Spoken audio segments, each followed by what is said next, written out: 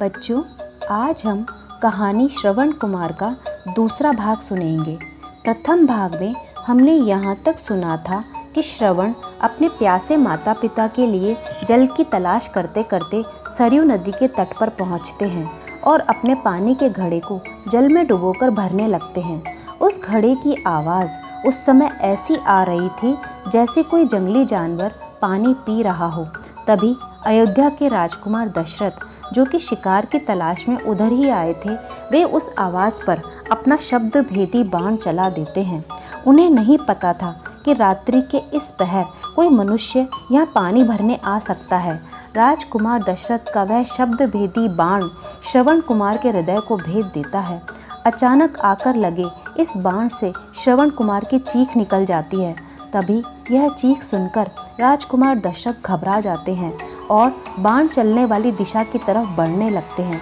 वहां जाकर वे जो दृश्य देखते हैं उससे राजकुमार दशरथ घबराते हैं और फिर श्रवण कुमार को अपनी गोद में उठाते हैं और कहते हैं, तुम कौन हो और इस समय यहाँ कैसे? तब श्रवण कुमार दशरथ जी से पूछते हैं कि क्या ये बाण तुम्हारा है? दशरथ जी अपना सिर झुकाकर हाँ कर देते हैं। तब श्रवण कुमार उनसे कहते हैं कि मैंने तुम्हारा क्या बिगाड़ा जो तुमने मुझे अपना शिकार बनाया? उस समय राजकुमार दशरथ कहते हैं कि मैंने तुम्हारे घड़े की आवाज़ को किसी जंगली जानवर की आवाज़ समझकर शब्द भेदी बाण चलाया था। मुझे नहीं पता था कि यहाँ कोई मनुष्य होगा। तब श्रवण कुमार कहते हैं कि वस्त्रों व आभूषण से तो तुम कोई राजकुमार लगते हो। तुम्हारा काम तो अपनी प्रजा की रक्षा करना है। यह कैसा विधान है तुम्हारा? तब दशरथ जी श्रवण जी से कहते हैं, नहीं मित्र, यह अयोध्या नगरी है। यहाँ प्राण देकर वचन निभाने का विधान है, किसी के प्राण हरने का नहीं। फिर वे कहते हैं, चलो मैं तुम्हें अपने राज्य ले चलता हूँ, वहाँ तुम्हारा उपचार हो जाएगा। तब श्रवण कुमार कहते हैं, नहीं राजकुमार, मेरे पास अब ज़्यादा समय नहीं है। तुम बस मेरा एक कार्य कर दो। मैं श्रवण कुमार हूँ और मेरे माता पिता वृद्ध हैं और दृष्टिहीन भी हैं। वे वहाँ पर प्यासे हैं, जल की प्रतीक्षा में बैठे हैं। तुम उन्हें यह पानी का घड़ा दे दो और उनकी प्यास बुझा दो। बस तुम मेरा यह कार्य कर दो, मैं तुम्हें अपराध मुक्त करता हूँ। और फिर श्रवण कुमार राजकुमार दशरथ से उनका वह तीखा बाण अपने हृदय से बाहर निकालने के लिए कहते हैं, ताकि प्राण निकल सके और पीड़ा समाप्त हो सके। तब जैसे ही दशरथ जी बड़े दुखी भाव से उनका तीर बाहर निकालते हैं, वैसे ही श्रवण कुमार के प्राण निकल जाते हैं। उसके पश्चात राजकुमार दशरथ पानी का घड़ा लेकर श्रवण के माता पिता की ओर बढ़ने लगते हैं। उधर श्रवण के माता पिता को बहुत चिंता होने लगती है कि इतनी देर कैसे हो गई, श्रवण अभी तक आया क्यों नहीं?